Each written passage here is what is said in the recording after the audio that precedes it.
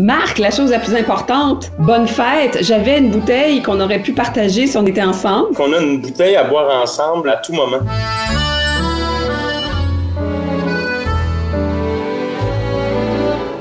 Mais toi, par exemple, je vais pouvoir t'écouter tranquillement le samedi parce que tu as quand même une émission assez extraordinaire avec un thème, un mot. On appelle ça le calendrier de l'après parce qu'on se dit, on espère qu'on arrive bientôt à l'après-COVID, mais essayons de faire le ménage de toutes ces choses importantes. Justement, on va avoir le mot deuil, entre autres, parce qu'il y a beaucoup de gens qui ont eu à faire des deuils pas faciles pendant cet épisode-là. On a un trio. On les appelle nos penseurs en résidence. Un philosophe, un sociologue, puis une psychologue.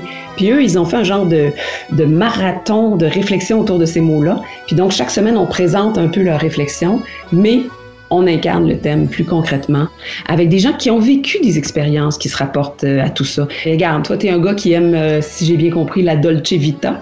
Oui, j'adore la Dolce Vita. Et puis, j'essaye en fait de la faire le plus souvent possible. Je la propose dans cette émission-là.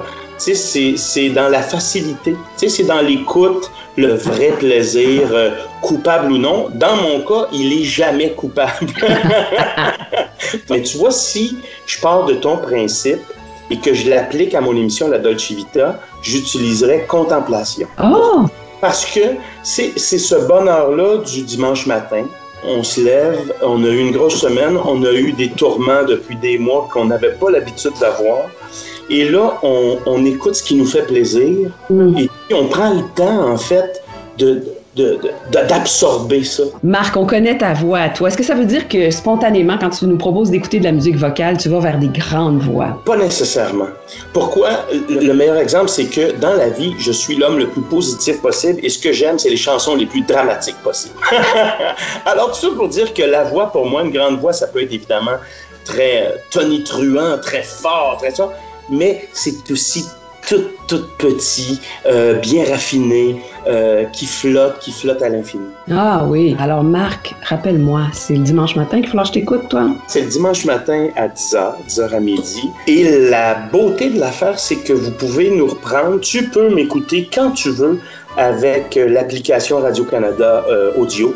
Mais toi, je vais t'écouter le samedi. Le samedi à 15h, mais avec la même liberté, effectivement, de décider que samedi à 15h, si vous êtes au bord d'une piscine avec une quinzaine de membres de votre famille, c'est peut-être pas le bon moment. J'ai hâte de t'écouter. Eh bien, moi aussi. Puis vraiment, je te souhaite une super année avec beaucoup d'amour et de musique autour de toi.